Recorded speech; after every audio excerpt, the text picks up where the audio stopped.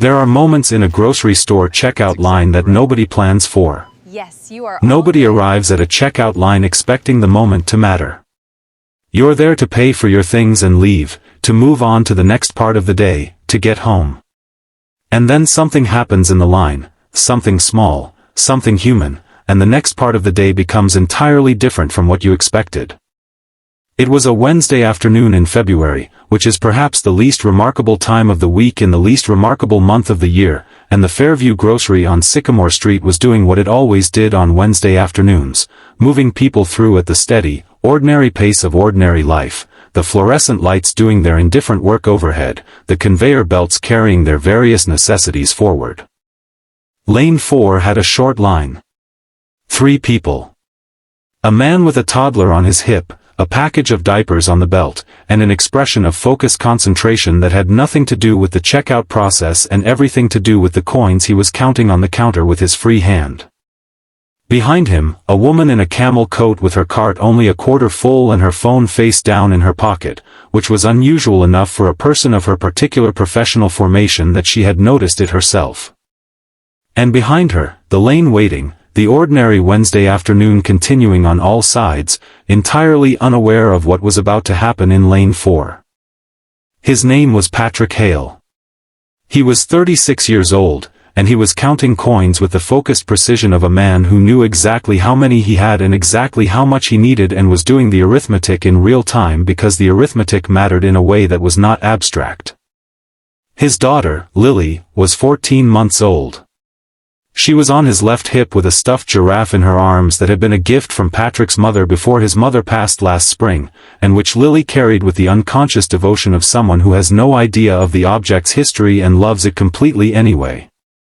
Lily was watching the coins with mild interest, the way toddlers watch things, without agenda, just present. Patrick had $17.43. The diapers were $16.99. That left 44 cents, which was not enough for anything else on the list he'd made and then edited down again over the past 2 days, crossing things off not because they weren't needed but because the money had a shape and the shape was specific. He had a job. He wanted to be clear about that. If anyone was keeping track, he had a job, at a fulfillment warehouse 20 minutes from the apartment, night shifts mostly so he could be home with Lily during the day and take her to his neighbor Mrs. Kowalski's in the evenings. It was honest work and he did it without complaint. But the past month had been the particular kind of difficult that accumulates quietly, a car repair he couldn't defer, a heat bill that had come in higher than the estimate, the small emergencies that don't announce themselves and don't care about the budget when they arrive. He'd been managing. That was the word he used to himself. Managing. The diapers were not optional. Lily needed diapers the way Lily needed air, in the fundamental, non-negotiable way of a basic requirement that doesn't offer alternatives. He pushed the coins forward with his palm, counting them again, not because he'd miscounted but because the act of counting gave him something to do with his hands while his mind managed the particular low-grade stress of a parent doing math that has to come out right. The cashier, a teenager with the patient boredom of someone who had worked this lane for 2 years and had seen everything and found most of it unremarkable, began running the coins through the counter. Behind Patrick, the woman in the camel coat had put down her phone. She was watching. Her name was Christine Alderman. She was 44 years old, CEO of a mid-sized pharmaceutical distribution company that she had taken from regional to national in 7 years through a combination of strategic clarity and the willingness to make decisions that other people found difficult. She was known, in her industry and among her peers, as someone who saw the essential thing in a situation quickly and moved toward it without wasted motion. She was also, on this particular Wednesday afternoon in February, the loneliest she had been in several years. This was not a feeling she examined often. She was too busy, generally, for extended examination of her internal landscape, which was something she knew about herself and had occasionally wondered about but had not changed, because the business had always needed the next thing and the next thing was always urgent and the internal landscape had always seemed like something that could wait. But her assistant had taken maternity leave 2 weeks ago, and her last serious relationship had ended 14 months prior with the quiet mutual acknowledgement of two people who had run out of the thing that made it worth continuing. And she had been eating dinner alone for so many consecutive evenings that she had started noticing the specific sound a single set of utensils makes on a single plate in a large quiet kitchen. She had come to Fairview Grocery because it was near her office and she needed a few things, and she had, on impulse, put her phone in her pocket because she was tired of being reachable and wanted, for 20 minutes, to simply be a person in a store. She had ended up in lane 4 behind a man counting coins with a toddler on his hip. She watched him count. She watched the careful, methodical movement of his hand. She watched the toddler watching the coins. She looked at the package of diapers on the belt, and at the man's face, not defeated, she noticed. Focused. There was a difference, and Christine, who spent her professional life reading people, registered it. This was a man managing a situation. Not drowning in it. Managing it, with the specific dignity of someone who has decided that circumstances do not get to determine bearing. She looked at the diapers. She looked at the coins. She did the quick, accurate calculation of someone accustomed to rapid assessment. And she felt something she hadn't felt in a while, an impulse entirely uncomplicated by strategy or calculation. Just a clear, clean impulse toward a simple right thing. She stepped forward, not past Patrick but beside him, close enough to speak quietly. "Excuse me," she said. Patrick looked up from the coins. His expression was the expression of a man who is braced, reflexively, for the possibility that someone behind him is impatient, which was an expectation Christine registered and decided to address immediately. "I'm not in a hurry," she said. I'd like to pay for these. For the diapers." Patrick looked at her. "That's not necessary," he said, with the quiet firmness of someone who is not in the habit of accepting charity and who has his own coins and his own accounting and his own dignity intact. "I know it's not necessary," Christine said. "I'd just like to."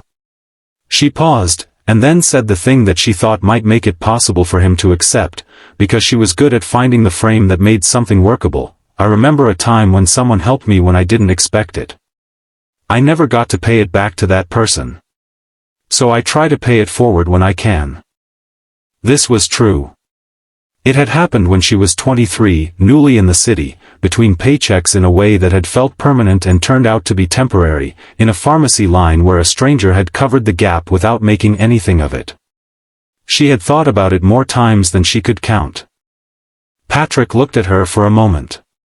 Then he looked at Lily, who was looking at Christine with the open, uncomplicated interest of a toddler encountering a new face, and who chose this moment to extend the giraffe toward her in the universal toddler gesture of offering. Christine reached out and touched the giraffe's ear, gently, with 2 fingers. Lily appeared satisfied with this and withdrew the giraffe back to her chest. Patrick exhaled, just slightly, the small release of someone making a decision. "Thank you," he said. Quietly. Without elaboration, which was its own kind of grace. Christine paid for the diapers. And then, because the impulse had further in it than just the diapers, she looked at the cashier and said, "What else is in the cart?" Patrick turned. "There's no cart," he said. "Just the diapers." Christine looked at him. He met her eyes steadily, without embarrassment, though it cost him something. Just the diapers. The whole of the trip, distilled to one package of the one thing that was not optional. "All right," Christine said, and did not make more of it than that, because making more of it would have cost him the dignity she'd been careful not to touch. She caught up with him in the parking lot. Not deliberately, she had checked out, gathered her bag, and was walking to her car when she saw him ahead of her. Lily transferred to his other hip, the diaper package under his arm. She almost let him go. Almost. "I'm sorry," she called, and he turned. "I don't usually chase people through parking lots. I just wanted to." She paused. "Is there somewhere you get your groceries regularly?" "There's a program through a food bank I help fund. Families with young children." It's not charity in the way that feels like charity. It's just a monthly box. Staples. I could get you connected if you wanted. Patrick stood in the February parking lot with his daughter and his giraffe and looked at this woman in her camel coat who had paid for his diapers and was now offering something more, and he was quiet for long enough that Christine thought she might have overstepped. "Why?" he said. Not defensively. Just honestly. The question of someone who wants to understand the thing before he responds to it. "Because you're managing something hard," Christine said. "And managing hard things is easier with some help. And I'm in a position to help." She paused again. "And because your daughter offered me her giraffe, which is the nicest thing anyone has done for me in a while, and I'd like to feel like I responded to it properly." Something shifted in Patrick's face. The focused, managed expression loosened, just slightly, at the edges. "Her name is Lily," he said. "She's lovely," Christine said. And meant it. "My name is Patrick." Christine. They stood in the parking lot in the February cold for a moment, two strangers who had been briefly, unexpectedly, genuinely present to each other in a checkout line. "Yes," Patrick said. "To the food bank." "Thank you." Christine went home to her large quiet kitchen and made dinner for one and thought, while she was making it, about the man counting coins. Not with pity, she had not felt pity in lane 4, and she did not feel it now. What she felt was closer to the thing she'd felt when she'd first recognized that the next decision in a business situation was clear and available and simply needed to be made. There were things she could do. There were people who needed them done. The gap between those two facts was not as large as the business of daily life sometimes made it appear. She called the food bank the next morning and made the referral she'd promised. She also made a larger donation than her usual quarterly one, because the quarterly one had always been a comfortable number and she thought it might be time to revise her definition of comfortable. Patrick received the first box 3 weeks later. He called the number on the card inside it, which connected to a volunteer coordinator named Diane, and asked if there was a way to help with the program in exchange for what he was receiving, because he was not a man who took without giving back, and Diane said yes. As a matter of fact there was. They were always looking for people to help with deliveries on weekend mornings, and Patrick said he could do weekend mornings. He delivered for 8 months, until the warehouse promoted him to a shift supervisor position and the finances reorganized themselves into something more stable, and then he stayed on as a volunteer because by then it was simply part of his Saturday. Christine saw him again by accident, at the food bank's annual fundraiser, which she attended every year. He was there as a volunteer, in a different capacity now, helping coordinate the evening rather than receiving from it. She almost didn't recognize him without the coins and the checkout line context. He recognized her. He crossed the room with the same focused, deliberate quality she remembered, and shook her hand. "Lily's 2 now," he said. "She still has the giraffe." Christine smiled. "How is she?" "Good," he said. "Really good." They talked for a while, in the easy way of people who don't know each other well but who share something real, the specific shared thing of a moment in lane 4 that had mattered to both of them for reasons neither had entirely predicted. Before the evening ended, Patrick said, "I never asked why you put your phone away that day." "In the store." Christine considered this. "I was tired of being reachable," she said. "I wanted to just be somewhere for a few minutes." "Good thing you were," he said. Christine thought about this on the way home. About the phone in the pocket and the lane 4 and the coins on the counter and the giraffe extended toward her by a 14-month-old who had no idea she was doing something significant. The smallest decisions. The phone in the pocket. The lane you choose.